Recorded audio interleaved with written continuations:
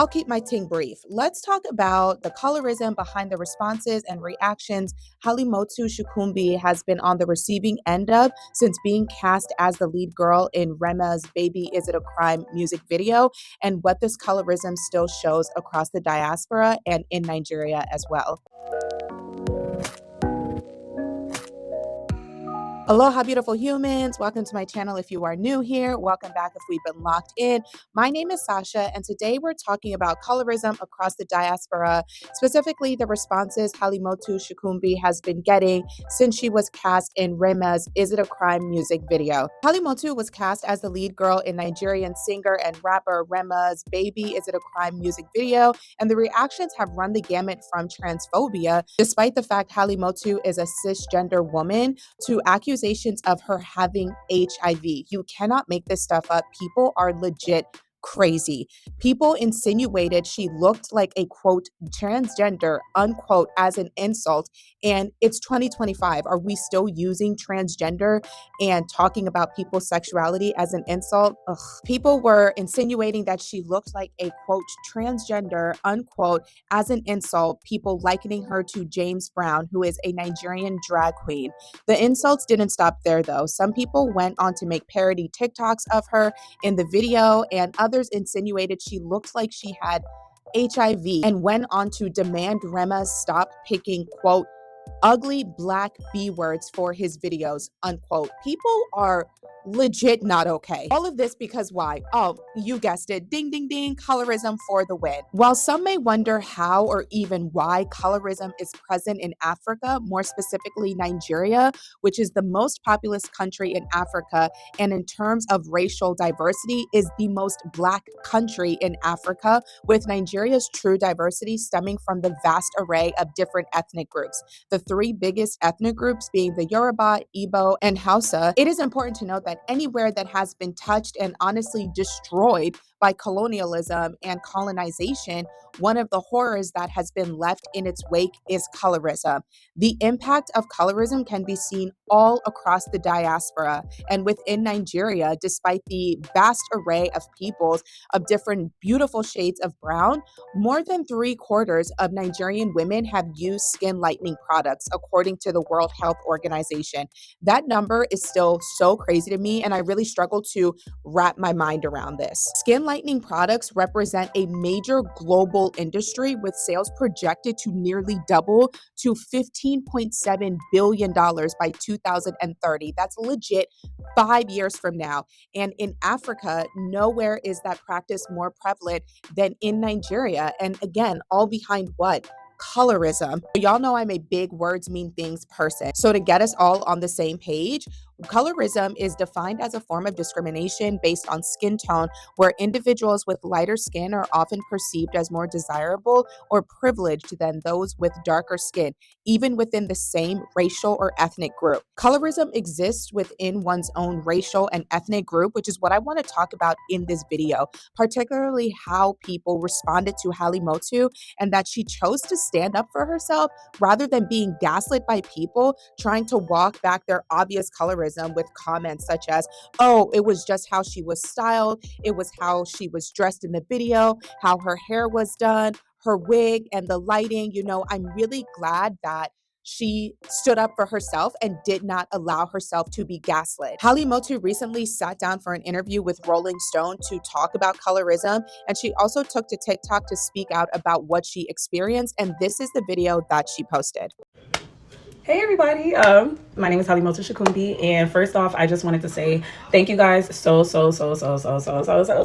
I feel super validated in all of you women, dark-skinned men coming to my messages and my comments in solidarity with me, people sharing shared experiences. As sad as it is, it also is, again, validating to know that I'm not crazy. It's not because that person had a bad day or whatever the case is. A lot of the times it really is just people having a preconceived notion of dark-skinned women to where you can't even see past that to even get to know me as an individual. I feel like that's really what I wanted to talk about in my article and what the message that I want to spread around. Also, just to be kind to people. Like, a lot of the comments that I was seeing was just plain up nasty and disgusting. You know what I'm saying? Like, I'm not saying don't talk shit. Everybody talk shit. Get your rocks off. You know what I'm saying? I ain't everybody cup of tea, and that's perfectly fine. But you know what I'm saying? Keep that in your group chats. Keep that in your messages. Keep that with your friends. Keep that in your close communities. But bringing it to my page, commenting, tagging me, and things is just OD ridiculous. You know. I also wanted to take this time to thank Kapoor and Rolling Stone for really covering this article, because I am my own PR. I literally, after seeing all the comments I got on the videos and how people were making fun of me, I went out of my way to email so many different Black publications, or publications just in general, to cover this story and talk about why colorism is still happening, especially in the entertainment industry, and how a lot of people don't see dark-skinned women as anything other than masculine, aggressive, just more than what we actually are, you know? So Rolling Stone picking up that article was super big for me, because it took weeks and weeks of me emailing people for Kapoor to, it was crazy. She actually just DM'd me, followed me randomly, and she DM'd me and said, "Hi, beautiful." And I went to her Instagram. I'm like, oh shit, she writes for Rolling Stone. Like, let me just pitch this story to her. Shit, fuck it. What's she going to do is leave me on red or not respond. And I sent her the screenshot of the email that I had been sending people, explained to her what was going on. And she was like, wow, like, I'm going to be right back with you. And then hit me up a couple weeks later to do this interview. And we spoke on the phone for about 2 hours about my whole life and history between dealing with colorism in my work field, in the modeling field, with this video, and just in general in life. So thank you again, Kapoor and Rolling Stone, for covering this article. One thing Kapoor did mention in our interview that wasn't said in the article was, she was like, you know, so if you're so confident, you know, these comments don't affect you, like, internally, then why do you care about this? And this moment specifically was more like a I told you so moment. Like, as crazy as it might seem, like, it was a I told you so moment for everybody. I feel like that kind of gaslit me into thinking that it was more than just me being a dark-skinned woman. You know what I'm saying? Like, I finally feel like I had physical evidence of people just hating me just because of me being a dark-skinned, slim, petite woman. Like, but lightheartedness aside, all the people that have been giving me praise and hearts and love it's been super overwhelming. Again, like I said, it's been super validating, and I am just super grateful for all of you guys, even the haters, because I was gonna make a video to attack all y'all motherfuckers for real, and I was gonna make a tweet, or I was gonna start commenting back to people, but I thought about it, I'm like, how much better would it be if I actually talked about this in an article, a really well-known publication, and just put screenshots of all y'all motherfuckers that was talking shit. And now y'all are eating your shit, you know what I'm saying? So it all worked out in the end. I just made ahead and went and turned my lemons into lemonade. So I hope this is a lesson to everybody to take your situations and make it of benefit for you. And also just be kind to people, you know what I'm saying? Like, just shut the fuck up. Honestly, just shut the fuck up. That's all y'all need to do. Just shut the fuck up. If y'all got nothing nice to say, don't say it at all. Hope you guys stay along for my journey. You guys can follow me on Instagram. It's at shokunbi.halimotu. And yeah, I'll see you guys next time. So a little bit about me, now that everybody's here. I am a model. I'm also a photographer, and I'm a creative director and a creative producer, and also an event curator. So I do a little of everything under the sun. I own 268 Studios with my best friend, where we offer a whole bunch of different services. And yeah, as a model, I've graced the covers of Elle Officielle. I've been in Vogue before, Tatler magazine. I've also worked with Tom Ford, Dior, Bobby Brown, Kate Spade, J. Crew, Banana Republic, Audi Can Let Go, Rema, the list goes on. Your baby girl is certified, so stop fucking playing with me on that end. If you guys want to, you know what I'm saying, collab or work, follow my production agency at 268 Studios. And yeah, thank you guys again, and I'll see you guys next time in the next video I'm in as a lead. If you haven't read the Rolling Stone article yet, I encourage you to read it. It is a great article. In this video, I'm going to reference some points of the article, some of the things she had to say, but I highly encourage you to go and check out the article. So just a little bit of background on Halimotu. She is a model and has been in other music videos. She is also a photographer and owns her own business, 268 Studios, with 3 other women. Like me, Halimotu is a Nigerian American and grew up near Houston. I grew up in the DMV, the DC area, but I was born in Texas. Anyways, Halimotu, she grew up near Houston, and she detailed in the article her experiences with colorism from an early age. She shared that people used to call her burnt biscuit, dark chocolate, after midnight. Someone called her a smurf because she was so black she could turn blue. Like this, oh my God. Oh my gosh. In school, kids used to turn off the lights and they would be like, oh my God, look at Halima's floating smile. Other instances she detailed was the fact that she'd be walking in all black for orchestra and people would be like, there's a ghost. You know, she used to get called everything under the sun. And it wasn't just at the hands of her schoolmates. Some of that bullying and mocking and colorism came from her own family. Her own family mocked her, including her mother, who is light skinned. And her mother said that she didn't know what she was doing until she got older. And she would say to her, though, when she was younger, Halima, you're so black. You have to go sit inside. Why are you so black? And even her own little brothers made fun of her too. So it's really important to note that so many dark skinned Black women, so many dark skinned Black people, because I don't want to exclude men from being on the receiving end of colorism. However, when it comes to colorism, the vast majority of people who are mostly impacted by it are women. And it goes back to the fact that when we uphold, as a society, we uphold Eurocentric standards of beauty, and women are held more to standards of beauty and impacted more by those standards of beauty than men are. I'm honestly shocked to hear that her own family, her own mother particularly, would mock her, but I'm not surprised. Like I said earlier, I'm Nigerian, and like Halima, I am darker skinned. And my father, who is Yoruba and he is darker skinned like me, he shared how his own father, my grandfather, who is more brown skinned, he shared how my grandfather favored one of my uncles who were lighter skinned over my father, and how much it hurt him. And it just really hurts me that my dad experienced this level of colorism within his own family, not being favored by his own father because he is darker skinned. And that's not something anybody can help. You know, my grandma, my dad's mom, was darker skinned like me. And it's always so interesting to me when people get with darker skinned people and they are surprised that their children end up being darker skinned. Genetics are a mixed bag. Like, they're so interesting in that way. You never know what you're going to get. But at the same time, it's crazy that someone would choose to marry or date or have children with a darker skinned person and then be shocked their children are darker skinned, and then make fun of them or make their lives hell because of something they can't help. It's actually crazy to me. But anyways, you know, like I said, my dad was darker skinned, and he was, you know, hurt by his own father's colorism. And so I think having that experience, you know, having experienced that growing up, along with the fact that my dad has 5 daughters, I think it made my dad very intentional about how he commented on me and my sister's appearance, always telling us that we were beautiful. And if he ever made any comment about our skin tone, it was always very positive. So I never once felt in my family that my dark skin was ugly or less than, or that I wanted to be lighter. And I say this because I am the darkest out of all of my siblings. I think my mom, my dad, and I are roughly the same complexion, but my mom is Igbo. And in her family, there are a range of skin tones. You know, one of my aunts is very light skinned, to my other uncles and aunts who are different shades of brown.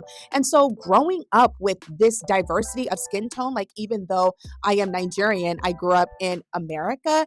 And while I was very cognizant of race, I didn't really perceive skin tone, skin color growing up, at least not in my household. And I didn't really have any experiences with colorism until about the 6th grade, where this boy at school, who was my complexion, mind you, he had a crush on me, and I just did not reciprocate that crush. I did not like him the way he liked me. And when he found that out, he called me an ugly, Black, dark skinned B word. And I was like, uh, okay. You know, it didn't even hurt me so much as it confused me, because, like I said, we were the same skin tone. So in my 12-year-old brain, I'm like, but that means you think you're ugly because you're dark like me. So if I'm ugly, that makes you ugly, right? I don't know. Like, that's what I thought in my brain. It didn't hurt my feelings. I was like, now I owe, sorry for you. Like, but anyways, this video isn't about me. I'm so sad when I hear stories about dark-skinned women and dark-skinned kids in general, but especially dark-skinned women who grow up experiencing so much rampant colorism at home, because it's like, and just colorism in general, because it's like, okay, you have to deal with racism and prejudice and discrimination, and now you have to deal with colorism, and it's coming from, the call is coming from inside the house. You know, it's just, I was really sad to see that this is what she experienced growing up. But I was very also heartened to read that she was made to feel beautiful as she got older by mentors and people in her community who hyped her up. And I really love that for her. And so going back to Halima's TikTok video and her interview with Rolling Stone, I'm really glad that she talked about the experience she had, because it shines a light on the fact that colorism is still very real in the Black community and across the diaspora.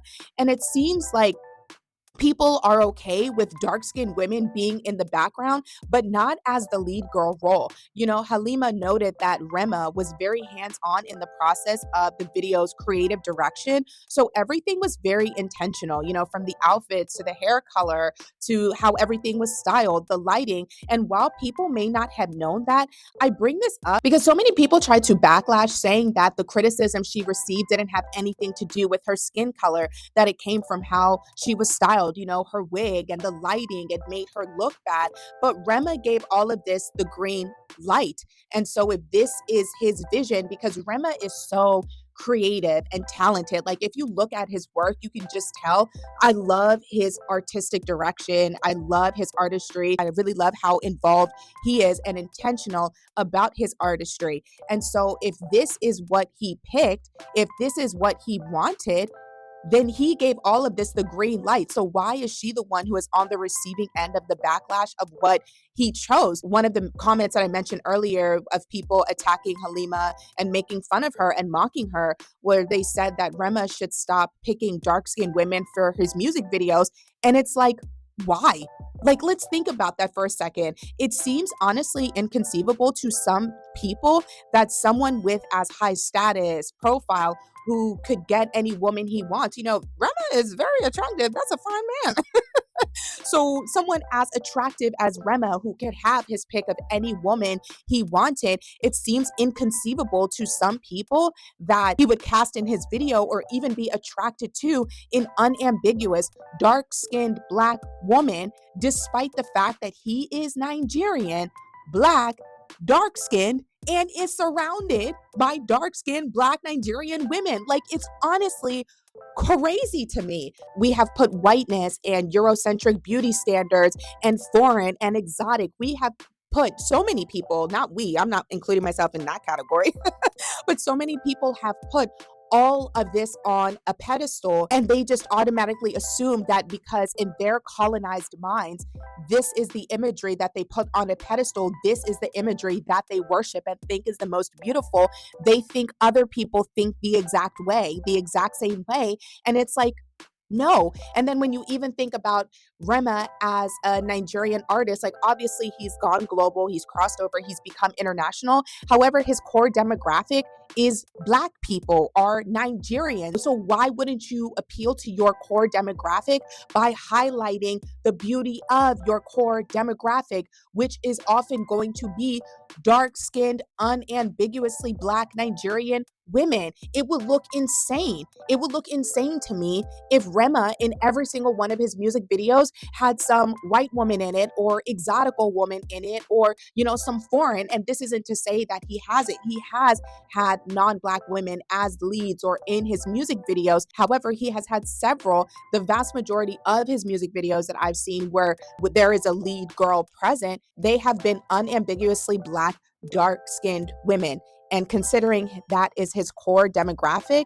that makes sense to me. Self-hate is so real. And like I said, colonization and colonialism is still doing such a number on people. It is equal parts sad and deeply disturbing to me that whiteness and Eurocentric features are the standard of beauty in predominantly Black and brown countries. And it is the women who often are the ones who are on the receiving end of this hostility due to colorism.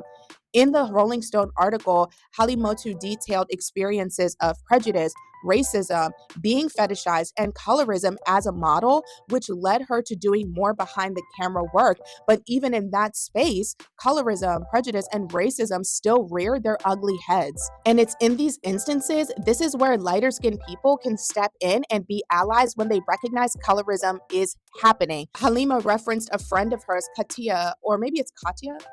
We're going to go with Katia. She is the lightest person in their group, and she realized the reaction she'd get in meetings from men. Halima said that they would have Katia use her light skin privilege and be like, girl, they like you more. Go ahead and talk to them, because their points would be ignored until Katia reiterated them. And in those situations, when they're happening in real time, especially in groups of people, it is so important to have someone speak up, call out what's happening and be an ally to bring light to the situation, because it is so easy for people to be gaslit out of their realities. And that's exactly what they were trying to do to Halima when she finally spoke about what was happening. You know, when she finally publicly spoke about the parody video she was seeing, how she was being mocked, and people engaging in all manner of colorism because, oh my gosh, she had the audacity to be cast as the lead girl in this video. And this is so often what happens when Black people speak out about discrimination and racism. But in this case, when dark-skinned people, particularly dark-skinned Black women, talk about colorism. As far as Halima knows, neither Rema nor his camp knew the online cruelty was happening after the It's a Crime video went live. And Rema did not respond to Rolling Stone's request for comment. She did note, Halima noted that as far as she could tell, all of the hate she received was coming from Black people, and she accurately called it out and identified it as self-hate, because that's 110% what it is. She is 100% correct, and I'm glad that she recognizes that rather than turning within and second-guessing herself and her beauty, because this girl is freaking beautiful. She is a beautiful woman with a bright future, and there is nothing wrong with undesirable or unattractive about the color of her skin. Baby girl, the skin is skinning. It was glistening like the makeup was on fire. She looks good. Okay, there is nothing unattractive about the color of her skin. Fine gal, no pimple. Not a pimple in sight, not a blemish in sight. The skin is skinning and she needs to drop her skincare routine. But anyways, I digress. The issue is 110% with people who have internalized a great deal of self-hate and anti-Blackness, then project that onto others because of their own low feelings of self-worth. And I'm so glad that she was given the platform by Rolling Stone to talk about this. And I hope that it serves as a reminder for people that colorism is very real. And it is something that, while a lot of us talk about it within the Black community, within America, it is something that is present across the diaspora. I hope this encourages people, my fellow Nigerians, other Nigerian Americans, and I really hope that people, after reading this, are encouraged to, before they open up their mouths to talk down to or about a dark-skinned Black woman, to reflect on the fact that their negativity, their feelings, their vitriol, whatever negative thing that they're about to say that they think is funny, that is very likely coming from a place of self-hate and has nothing to do with the dark-skinned Black woman in question, but everything to do with their own feelings of self-worth and internalized self-hate. And baby, you need to work on that. If that's you, that is a you thing, and you need to work on that rather than projecting anti-Blackness out into the atmosphere. Drop down in the comments and let me know your thoughts. Did you see the Baby It's a Crime music video? Did you like it? Do you love the song? Did you see any of the colorism that Halimotu Shokunbi that she was on the receiving end of? Don't forget to like the video, subscribe to the channel. What are you waiting for? And until next time, peace out.